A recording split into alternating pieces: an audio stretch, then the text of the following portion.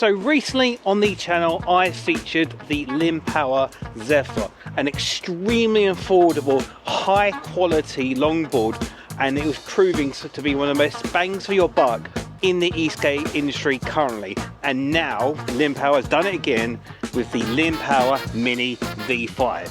And there's some really sick features on this board, and the price you wouldn't even believe.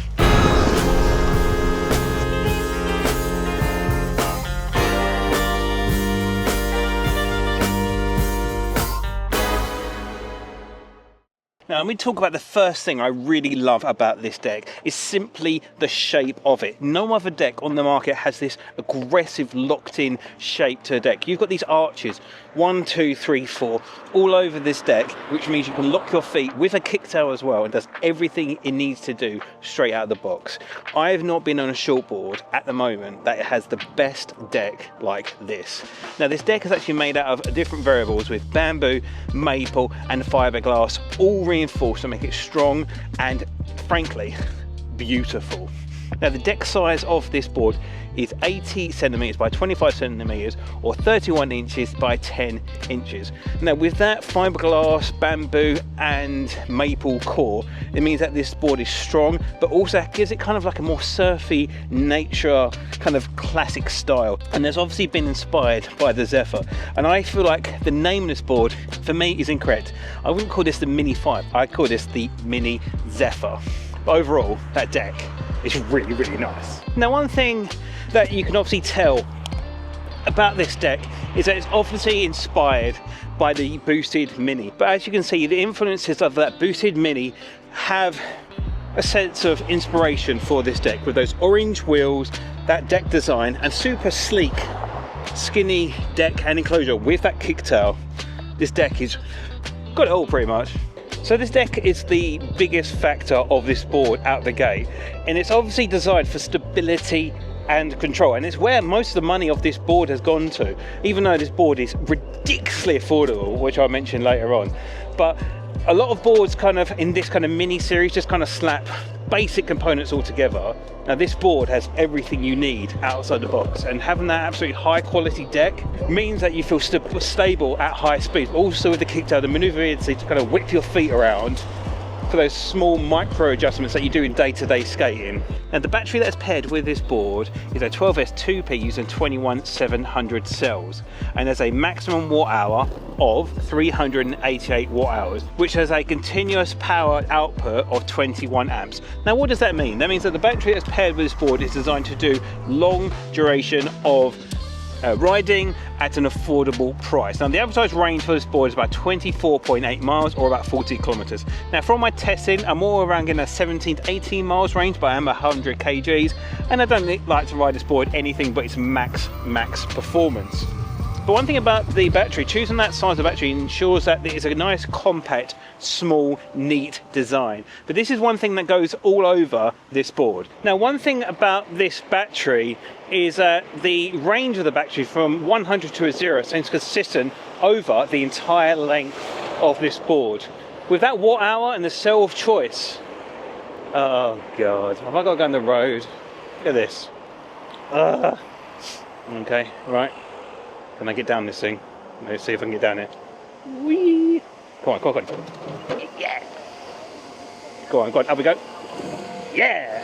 I've got to love the fact that this nimble board can whip around those little chicane areas without any problem. Woo! But yeah, from 100 to 0, this board's power stays consistent over the entire length of the battery. Some board companies, especially the smaller board companies, with those smaller 12S 2P batteries, they lack at the low end of the power on this board, but this thing stays consistent over the entire length of the board. Now, when we're talking about battery sizes, the next thing we'll talk about is like the charger.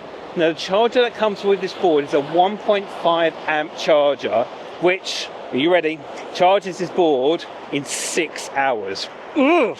I'm sorry, Linnpower, but that is not good enough for, especially a small, nimble city commuter.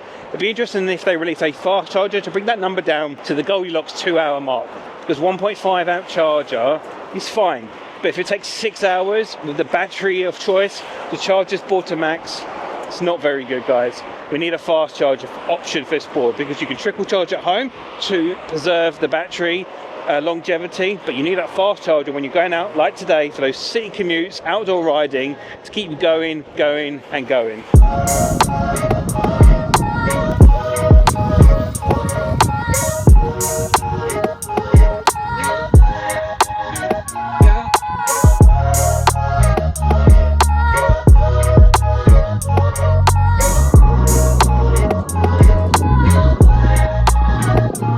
Now the size of this wheel is 85mm and has a geometry of 78A, which means they're spongy and compact. Actually the contact patch is 50-80mm, so they're a nice good size, but you have that flexibility to change the core of the wheel, because these wheels are actually Kegel designed, so if you want to put your mad wheels on them, your cloud wheels, whatever you want, you kind of have the space to do so. Just need to be careful with that arch of the kicktail, because these are inverted motors, which means that you can hop off curbs nicely without risking hitting your motors, which is really nice.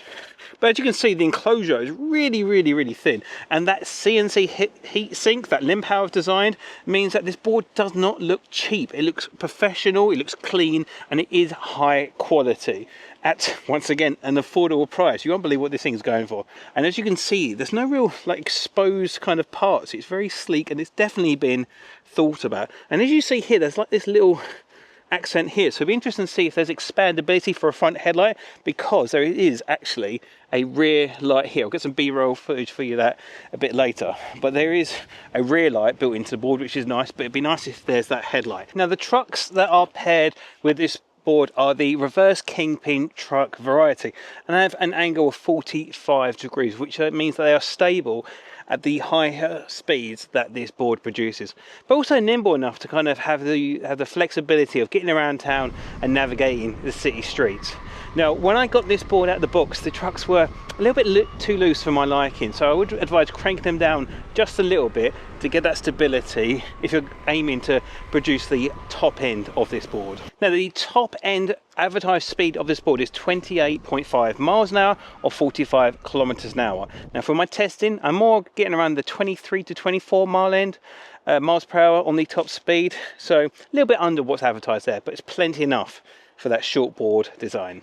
Now, if we're talking about premium elements of this board actually is having 95A geometry bushings, which are from Riptide, which are a reputable company pushing the peak of what's out there for bushing. So out of the box, you've got everything you need, and 95A is a balance between stability and carvability. Now, the trucks that are paired with this board are using gravity casting, which a lot of mainstream companies provide, but using that kind of method of making the trucks actually brings the cost down for the consumer, and this board's goal is to make it as accessible as possible for the consumer. Would we prefer CNC trucks? Definitely, but with that cast gravity, most companies like, for example, Evolve, Tiny, you know, companies like that have been using that cast method for a very long time. That wasn't me, by the way, I didn't get honked for that. Would I prefer a CNC truck? Definitely. But does it make it more affordable overall of the board? Yes, it does. It's give and take. But I'm going to ask you guys, would you prefer having a CNC truck, paying a little bit more, or does it really bother you at all, and having a gravity casted trucks instead to make it a little bit more affordable? Put in the comments below, would you prefer more? Now, one thing that is obvious that Linnpower has done to make this board more affordable is change the remote design to just a standard hobby wing remote with a OLED display, which means it is clear in all scenarios. That's the one thing. That sounds a bit sadistic.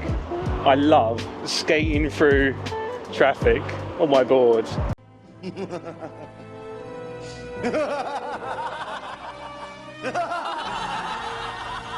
I don't know if that's a bit sick, but it does tickle me when I'm on a board and everyone else is in traffic.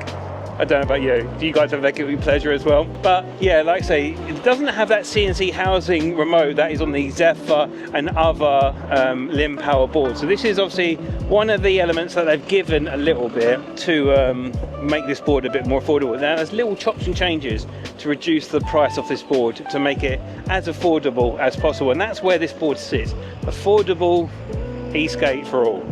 And I feel like that's what Linnpower is doing. But like I say, the biggest factor of this board, it's not stuff like the remote or the truck stuff, it's that deck. If you're standing on the most, you want that to be the nicest thing. And this is what this board's really about, having that kind of portability to interact with your city in your own way. Get in public transport, get in the train, and grab your board with you at all times. Now, the ESC that is paired with this board is a hobbying FOC ESC, which means it's smooth and reliable. And I think hobbying ESCs over the last 2 years have kind of performed as like the go-to kind of standard of what's reliable, solid, and not really pushing the boat out too much, and safety as a #1 priority. But what's nice is that Linnpower has actually paired this with a CNC heatsink to keep this board cool and running cooler for longer, which I think is a really nice hindsight to give it a nice professional, clean look, but also be functionality, keeping the ESC cool and performing the best it can be. It also protects the ESC as well from like dinks, bumps, smashes, stuff like that. So you can take something like this, like the skate park, or even some gnarly ass kind of urban environments, hopping off curbs and kind of like shredding the board like a traditional skateboard. Now, after the last few years, the motor technology has improved significantly. It's not just about how big a motor is, it's how well it performs. Now, the motors that are paired on this board are 5250 motors, which have a combined peak output of 3,500 watts. Now, that isn't a huge amount of power, but what it is, it means that the motors are small, compact, and lightweight enough for you to interact with the city, and not something big and bulky to go around. These motors, they're fine, they're nothing to blow your smoke up about, but these are compact, efficient, and do the job that it needs to do without becoming a very big, heavy, overpowered beast. But like I said before, I feel like this board would be great to have like a base layer for this, and a bit like they've done with the Zev, have a Pro model to kind of increase the motor size, add CNC trucks, and add a couple of features like CNC remote, little trinkets for the consumer to decide what's suitable for them. It'd be nice if Linnpower had those two options for the consumer to decide what's best for them. Linnpower has come over the scene, and they've been in the eSkate industry for a very long time, in the shadows, making premium parts. So making their first board, I'd expect something like a boutique high-end prices and stuff like the One, the Zephyr, and all the range of different boards that Linnpower offering. You'd expect them to have a high price point. And I don't understand why Linnpower is not doing this, because the price of this board with that premium, super sexy deck, CNC, heatsink, and compact, really nice design, it's $459 for the early bird discount. Now, I don't know if my affiliate link works with that, which will bring it down even lower, but I will ask Lynn to find out if that's the case, and if it is, I'll put that down here. Or after the early bird price, we'll go up to $659 for this board. I think Linnpower are completely inverting what a board should be for its price point. $459 for the early bird price of this board is a no-brainer. If you're looking for a short board that has a premium deck, really nice ride feeling, and just does what it needs to do to interact with the city, for commuting, for skate parks and stuff like that, the Linnpower Mini 5 could be the answer for what you're looking for. I feel like for $459, Linnpower, don't know how they're doing it, but they're making boards that are unbelievably good value for what they are. If you're looking for an affordable, high-end board, which doesn't make sense. If you want a high-end board, you have to pay that price. But Linnpower, once again, are doing it at a competitive price and making it super affordable for everyone, which I think is absolutely remarkable. So in summary, if you're looking for an affordable, high-end mini electric skateboard with plenty of power, range, and performance, then the Mini V5 from Linnpower is your best bang for buck. And I can't wait to see what's coming out from Linnpower in the foreseeable future, because there's always something new coming from Linnpower. Anyway, if you've enjoyed this video, drop a like and comment. Would you think this is the ultimate mini board, or would you think there's something else we should feature on the channel? Subscribe for more content, and I'll see you guys real soon. Peace. Yeah.